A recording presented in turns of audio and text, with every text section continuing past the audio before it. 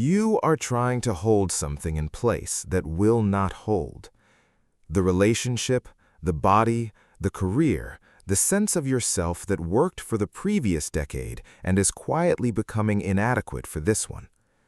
You know in the rational part of your mind that change is the nature of things, and you are spending an enormous amount of energy, more than you have fully acknowledged, in the project of keeping things the same. Not because you are naive, because the alternative, fully accepting that nothing holds, that the self you are is already becoming something else, that the present configuration of your life is a temporary arrangement in continuous motion, feels less like wisdom and more like the groundlessness that the spiritual traditions call suffering. Heraclitus, the 6th century BC Greek philosopher who wrote in fragments dense enough that his contemporaries called him the obscure, said something about this that is either the most destabilizing or the most liberating thing available to philosophy, possibly both at once. You cannot step into the same river twice. Not because the river is unlucky or impermanent in some specifically tragic way, because change, flux, fire, the continuous flowing of everything that exists through everything else is not the problem to be solved, it is the nature of the real. And the person who has understood this, not as a concept, but as a way of being in the world, moves differently through the change that is already happening, that cannot be stopped, that is not the failure of the stable life, but the nature of life itself. Heraclitus of Ephesus was born around 535 BC in the Greek city of Ephesus on the western coast of what is now Turkey, one of the great cities of the ancient Ionian world. He was of noble birth, apparently renouncing a hereditary priestly position in favor of philosophical inquiry. He is reported to have been reclusive, difficult, contemptuous of public opinion and of the other philosophers of his time. He wrote a single work, On Nature, or possibly just a collection of philosophical reflections, of which only around 125 fragments survive, quoted by later philosophers who preserved his words, while sometimes the fragments are deliberately difficult, not obscure by accident or by the limitations of preserved translation, but obscure by design. Heraclitus apparently believed that wisdom worth having requires effort from the person who seeks it, that the truth should not be too easily available to those who have not done the work of the attention that philosophy requires. He was not primarily a philosopher of flux in the simple sense that most introductions to his thought suggest. The river fragment, "You cannot step into the same river twice," is usually presented as the beginning of a philosophy of impermanence that leads to some version of despair or relativism. This is the misreading that his own Socratic successors sometimes performed. Heraclitus's point is not that nothing holds. His point is that what holds is the logos, the rational principle, the ordering intelligence that runs through the flux and constitutes it as the specific, intelligible, coherent flux that it is, rather than mere chaos. The river flows. The river is recognizably the river. The identity persists through the change precisely because the change follows the logos, the rational pattern that constitutes the river as this river, this flow, this specific and recognizable continuity of motion. The identity is not despite the flux. It is the flux, governed by the logos. He described the fundamental principle of reality as fire, not literal fire, though he used fire as his primary image. Fire as the metaphor for the dynamic, transformative, self-consuming, and self-regenerating process that is the nature of the real. The world is and always has been an ever-living fire, consuming itself and producing itself, dying and being born in the continuous, rational, logos-governed process that constitutes existence. He wrote that the way up and the way down are the same, that opposites are identical, that day and night are one, that what is alive and what is dead are the same thing in different phases of the same process. These are not paradoxes constructed for effect. They are the conclusions of a person who has looked carefully at the nature of change and seen that what appears to be opposition is actually the two directions of a single flowing reality, and that the wisdom available to the person who can hold both directions simultaneously without forcing a resolution is a different and fuller wisdom than the person who insists on fixing one pole. The philosophy. Two ideas that together constitute the Heraclitean liberation from the suffering of the unchangeable. The first is that the logos holds through the flux. Change is not chaos. The river flows, but it flows according to pattern, according to the logos that governs the specific way in which this reality changes. The body ages according to the biological development.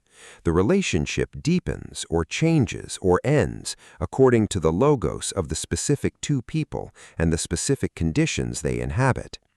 The career transforms according to the logos of the capacities that are developing and the world that is receiving them.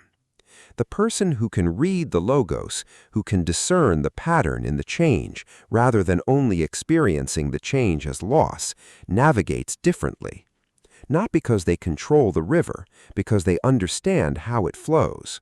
They can sense the direction before it is obvious. They can move with the current at the moments when the current is moving, and hold at the moments when the current is preparing to change direction. They are reading the river rather than fighting it. This is Heraclitean wisdom in its most practical form. Not acceptance in the passive sense, the active, attentive, logos-reading engagement with the specific way in which the specific river of your specific life is currently flowing. What is the logos of this change? What is the pattern of this transformation? What is the next configuration that the current conditions are producing? The second idea is the identity of opposites. Heraclitus's most philosophically radical claim is that what appears to be opposed, day and night, life and death, the way up and the way down, is actually the same reality in different phases.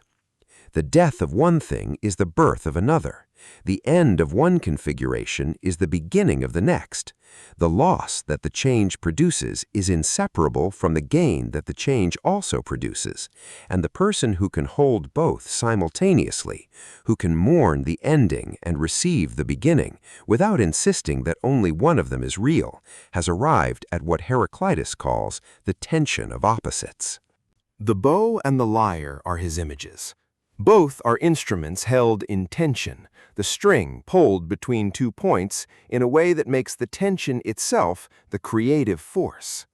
The music of the lyre, the power of the bow, both come from the tension between opposing forces, not despite it. The good life is the life held in the tension of its own opposites, the acceptance and the striving, the attachment and the releasing, the grief and the openness, and made creative by the holding. Now, the bridge. Because Heraclitus was a 6th century BC Ionian philosopher writing in fragments from a city on the Aegean coast, and most people watching this video are not. But here is what has not changed in 25 centuries. The relationship that has changed and that you have been holding in the form it had rather than the form it is becoming. The career that has shifted and that you have been managing back toward the configuration that felt more stable. The self-concept that worked for the previous chapter and that the present chapter is quietly but unmistakably revising. These are all rivers, they are all flowing, and the energy being spent in the attempt to make them hold the previous configuration is energy that the flowing could use to take them somewhere worth going. Heraclitus is not asking you to stop caring, he is asking you to care differently, to engage with the specific, logos-governed, directionful flowing of your specific life rather than with the resistance to it. to read the pattern in the change rather than only experiencing the change as loss, to hold the tension of the opposites without forcing resolution, the ending and the beginning, the grief and the opening, the you that was and the you that is becoming, and to discover in the holding the creative force that the tension itself contains. The river is the stability, the flowing is the constancy, and the wisdom is in learning to move with the water rather than against it. Here is what Heraclitus asks of you, practically, today. First, identify the river you are holding against its current, the relationship, the career, the self-concept, the life configuration that you have been trying to hold in a previous form, not because you are wrong to care about it, because the energy of the holding is not producing the stability it is supposed to produce. The river flows regardless. The question is whether you are flowing with it or exhausting yourself against it. Name it. Not to let it go prematurely. Heraclitus is not prescribing surrender to every change without discernment. To see clearly where the holding is costing more than the flowing would cost, where the current is stronger than the management. Second, read the logos. The pattern in the flux, the direction the change is actually moving, not the direction you need it to move, not the direction the previous plan described, the actual, observable, already in motion direction of this specific river. Ask, what is changing here that cannot be unchanged? What is the direction this is actually moving? What is the configuration that the current conditions are producing regardless of what I need them to produce? And what would it mean to understand that configuration clearly enough to move with it, not passively, but with the specific logos reading intelligence of a person who knows the river they are in? Third, hold the tension of opposites. Find one place where the change is producing loss and beginnings simultaneously, where the ending and the opening are both real, and where the insistence on only one of them being fully true is costing you the full reality of both. The relationship changing, the grief of what it was, and the possibility of what it is becoming are not mutually exclusive. The career transforming, the loss of the previous configuration, and the emergence of the next are the same event seen from different directions. The self revising, the ending of the previous version and the beginning of the next are the lyre and the bow, in tension and productive because of the tension. Hold both. Not to resolve them, to feel the creative force that the tension itself contains.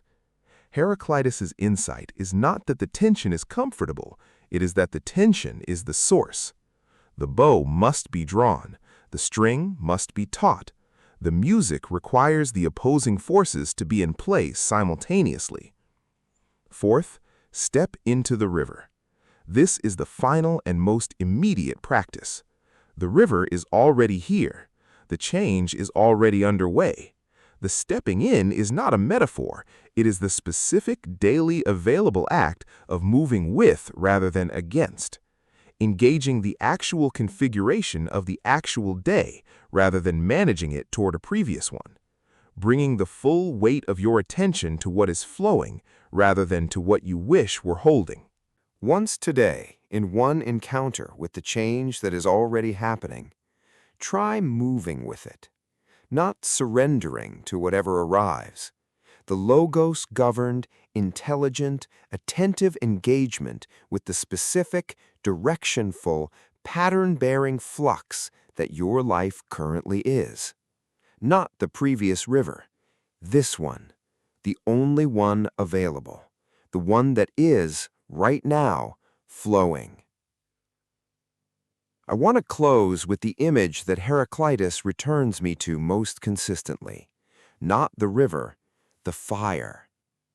The ever-living fire that consumes and produces simultaneously, that is always dying into the thing it produces and always being born from the thing that preceded it. that is not the chaos of random burning, but the logos-governed process of a reality that holds its coherence precisely through the continuous transformation. You are the fire, not the ash, not the smoke, the process, the specific, logos-governed, continuously transforming process of a life that has been burning since the beginning and that will burn until the end, and that is most fully itself not in the moments of stillness, but in the moments of transformation, when something is being consumed and something is being produced, when the old form is giving way to the new form, when the river is most visibly flowing. These are not the moments of loss. They are the moments of being most fully what you are. The fire in its full nature, the river in its full flow, the life in the specific, unrepeatable, logos-bearing flux that makes it this life and no other. You cannot step into the same river twice. Neither can anyone else. The river you step into now is the only river there is, and it is flowing towards something. Read the logos, feel the direction, and move. Here is the question Heraclitus leaves us with today. What river in your life is most visibly in flux right now, and where is the holding costing you more than the flowing? Not what should you surrender. What pattern can you see in the change? What is the logos of this specific transformation? What is the configuration that the current conditions are producing? And what would it mean to move with that production rather than against it? Leave that in the comments, because naming the river and reading its direction is the beginning of the Heraclitean practice. Not the acceptance of chaos, the intelligent, logos-following engagement with the specific, directionful change that is already and has always been the only river there is. I'll see you in the next one.